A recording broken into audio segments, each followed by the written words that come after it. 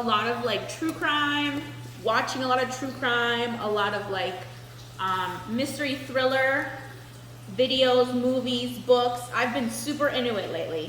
And I had the creepiest experience the other day.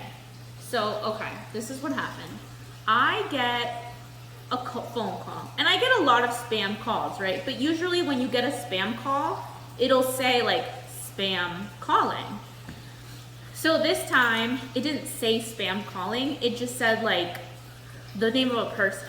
So I'm thinking like, hey, maybe it could be like a job that's calling me back, or I don't know, it could be anything. Since it didn't say spam, likely I answer it. And I'm not thinking anything of it. Actually, my initial instinct is to think that it's like possibly like a job offer, right? Or like maybe a job interview. So I answer it and I'm like, hello, in that exact same voice. Hello. And usually you pause, right? So I'm waiting there. Oh my gosh, when I tell you that I literally got chills and I was like shocked, I was taken aback. Like I didn't know how to feel. I just was in shock when I heard this. It was my exact same voice, like played back to me, that said, hello. And that's exactly how I was like, hello. And then I hear on the other line, hello. I was just shocked, right? I was taken aback. I didn't know what to do. I stayed quiet. I didn't say anything. And then I hear, in a voice that's similar to mine, but it sounded robotic, it goes, hello? I can't hear you. Hello? Hello? I still can't hear you. And I still didn't say anything because I'm like, okay, this is really creepy that they're like copying my voice, but I know it's a scam, right? In my head, I'm like trying to make sense out of what's happening. I'm like, obviously this is a scam. Like they're just playing my voice. They like, you know, technology's crazy nowadays. They have all these programs that can like mimic your face, mimic your voice. So I was shocked, yes, but at the time I knew not to say more. So I just stayed quiet. And then the voice goes, hello, hello, and they hang up. And so I was still like in shock because it happened. I was literally like less than a minute. I mean, obviously it was a really quick conversation and they hung up pretty right away, but I was still like in shock. And I was just like, what just happened? Like, did AI just like call me and like pretend to be me? But like, that was really weird and creepy. What is even the end goal of that scam? To like try to get me to talk more so they could copy my voice for God knows what reason? I don't know. And so, oh, remember I said that it wasn't a spam call. It said like the name of a person and underneath it said Tennessee. So I said to myself, let me Google this name because I want to see what kind of scam they're running, that they're playing back my own voice, because I've never heard of that, I've never seen that, nothing. So, okay, I Google this name of this person. I literally was so creeped out when I read like the first line. This person was from Tennessee, right? When I read like the first lines, and it literally said like obituary, this person's like job, and like obituary that this person passed away and stuff like that. I was like, oh my gosh, that's creepy, right? Like weird. But I'm still I wasn't even scrolling that far, but I kept scrolling because I'm like, oh, like this is gonna be a funny story to tell Matthew later. And I'm scrolling, and then I see the person's name of the person that called me, and then it said like Bell Witch. And I was like, what the heck? A witch? I was like, that's creepy. So I click on it. The Bell Witch story starts off with the Bell family moving to Tennessee from North Carolina in 1800. And they moved to this farm in Tennessee, and around 1817, they start hearing like scratching noises outside of like their house at night. And they're thinking, oh, it's probably just an animal, like whatever, you know, we're in a new farm. The dad's like, don't freak out, family, like it's probably just an animal. Until one day, one of the sons is in his bedroom with his brothers, and he starts hearing what he describes as a rat gnawing on his bedpost. So like a rat gnawing on wood. And he gets freaked out. And so he gets up to investigate, right? Because he doesn't want this rat to destroy his bed. So he lights a candle to go check it out. And as soon as he lights the candle, the noise stops. And so he notices this, and it keeps happening. As soon as he puts the candle out to go back to bed, the noise starts. And when he lights the candle, the noise starts. And at this point, some time passes. He tells his brothers what's happening. His brothers are all awake. They all hear this happening. They all see it happening. No, everybody looks around the room. No one can find a rat. No one can find anywhere where a rat would be able to hide or could possibly get in the room. They didn't find anything. So they just thought it was weird, but they didn't think anything of it because it's probably just a rat. I don't know. Until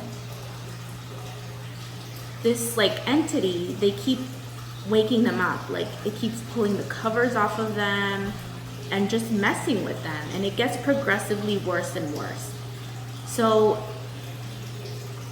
one of the daughters, her name is Elizabeth, this witch especially starts targeting her, and she starts like slapping her, scratching her, taking the covers off of her. Just think like paranormal activity, just things flying everywhere. And by this time, the family starts opening up to the other townspeople, and they kind of come in to investigate. They also notice the witch's mischief just causing a mayhem. Things are flying everywhere. She's slapping people. She's scratching people. Like, it was bad. And so everybody, surprisingly, the family is being tormented by her, but the townspeople are kind of fascinated, right? Because they are not sure if they're making it up or what's going on. So the word kind of just spreads that there's something going on in the Bell house. And so what's interesting about this witch is that after she starts kind of making her presence known, the family starts hearing like sounds, gurgling sounds. At first it's just noises and sounds, very faint, and then it starts becoming like a whisper sort of, and they can make out a female voice, a feminine voice like coming through. And it starts off soft, like a whisper, and then it gets just more intense and more lifelike. And so this witch starts communicating with the townspeople and the Bell family. Apparently, she really liked religion and philosophy, and she would have just debates with people that would go and visit the Bell family, just about religion and philosophy and her ideas on that. And she loved to be right, and she would always prove people wrong. The townspeople started noticing that this witch seemed like she could be at two places at once, and it seemed almost like she was all-knowing, or she could kind of predict the future. So there were two different churches, like miles apart from each other, and this witch, whenever they would go and talk to her, she was able to recite like every word verbatim that the sermon was about, and then debate it, and mind you, like these services were held at the same time. So it was crazy that she was able to do all of that. And so naturally, with more conversation that they started to have with the witch, they would start asking her questions like, what are you? What are you? Why are you here? Like, what happened? Who are you? And she would just say things like, oh, I'm an entity I was once at peace, but I have been disturbed, and so that's why now I'm here. And the more that they would ask her about herself, it seemed like she didn't want to answer questions about herself, right? She didn't like it. She would lie. She would say, oh, I'm like this dead person that passed away. Oh, I'm this indentured servant that came a long time ago. She would have multiple different tales as to who she was. And then one of the tales was, she said that her name was Kate, which was a neighbor of John Bell, the Bell family's dad, who he once had like a confrontation with or a quarrel with, and then she claimed to be her. Now the townspeople weren't sure if she was actually that lady, the neighbor, but because the entity, the witch, seemed to really like the name Kate, they just started calling her Kate. So to the townspeople, she was Kate. The witch's name was Kate. Later on, she became the Bell Witch because of her ties to the Bell family. The Bell Witch became popular because not only was she in the Bell house, she would also kind of bounce around the townspeople's homes and visit them. So everybody in this town has some sort of encounter with her, which is why this case is so famous, because there are so many like witnesses saying that they experienced something from Kate. And it's interesting, her ties with the Bell family, because she apparently hated John Bell, the dad of the family. She wanted to kill him, straight up. She wanted to kill him. She would always, ever since she started appearing, he would be getting these like symptoms, like she was cursing him. He would be having a normal conversation and all of a sudden not be able to talk, or just kind of like daze out and look into space. And his symptoms were just getting progressively worse and worse, because she was with them for a good like 3 years. So he was just getting worse and worse. So it seemed like she was just out to get him. There was one family member that she was really fond of, and that was Lucy Bell, which is the mom of the family. She apparently was very fond of Lucy Bell. She was very like protective of her. She never did anything to her to harm her or anything, never played any jokes on her. In fact, there was this one witness that said one time when Lucy Bell was sick and she was bedridden and she wasn't eating a lot, that the witch went so far as to like provide her snacks. So she would tell Lucy Bell to like have her hand out, and then the witch, like they said that out of nowhere, like grapes would appear, or like hazelnuts, or just like other little snacks would just appear in her hand. And she would just tell Lucy like, hey, like eat, like you need to get better, you need to eat. She would sometimes like provide advice or suggestions to them that would help them, and sometimes she would be against them. So for example, remember I said it seemed like she could kind of know the future?